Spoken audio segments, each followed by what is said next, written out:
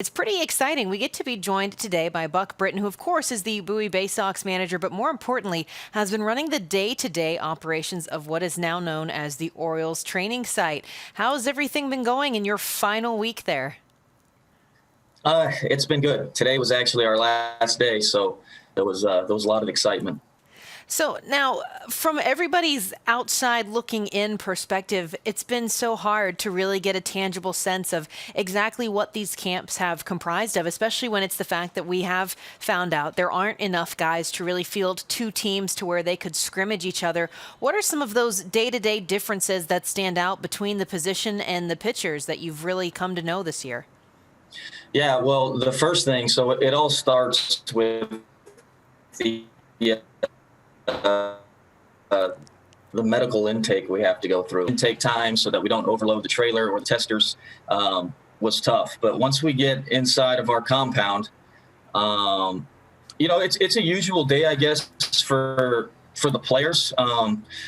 We have plenty of early hitting and defense. They have time to get their workouts in up top in a weight room that we kind of constructed on the pavilion of the stadium.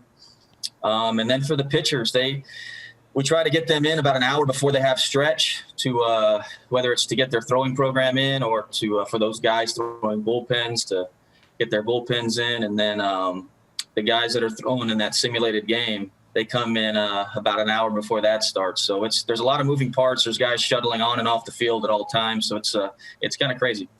Well, and of course, to continue the comparison here, you have a mix of guys who are kind of just odd man out from being up here with the Orioles and those who are strictly in the minor leagues. This is part of their development, so they don't really lose that year in between.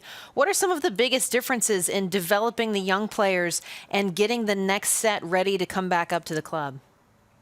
Yeah, we kind of took the approach where we were going to treat everybody the same. So I guess ultimately the goal is to develop these players to be big leaguers. So whether they're guys that are an A-ball or guys that are up and down from AAA to the big leagues, we wanted to treat everybody the same. Now there was certain focuses that we had for different players, depending on what some of the weaknesses that we needed to work on down here.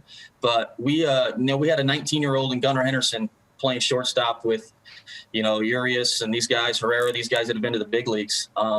And I think it was nice the way we did it to kind of see the competitiveness come out in those type of guys and the internal competitions to look like you belong on the field. So we kind of treated everybody the same. We had plenty of individualized work, but it was nice to see those guys competing with each other.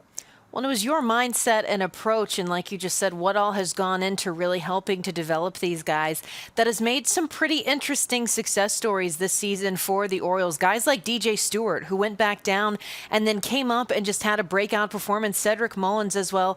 Who's an Oriole right now for you that just had a gratifying turn of events coming back down to work with you before rejoining the big league club? Yeah, there's been a lot. We've had a couple of guys like Mountcastle and even Urias, who it was their first time getting called up to the big leagues. But I think guys that stand out, obviously Mountcastle, having known him for a while and watching him climb through the system, that was pretty awesome to be a part of. Him getting called up for the first time. Also, like you said, guys like DJ Stewart, who got off to a tough start, but when he came back, the work that he put in here was incredible, and for him to get back up there and did what he did early was awesome. But I think for me, and this dates back to last year, was Cedric Mullins. To watch him go from the starting center fielder all the way back to Double-A, really, where I had the pleasure of managing him that last month. It takes a special guy to be able to battle through what he did, and it's always nice to watch him have the success now up there that he's having.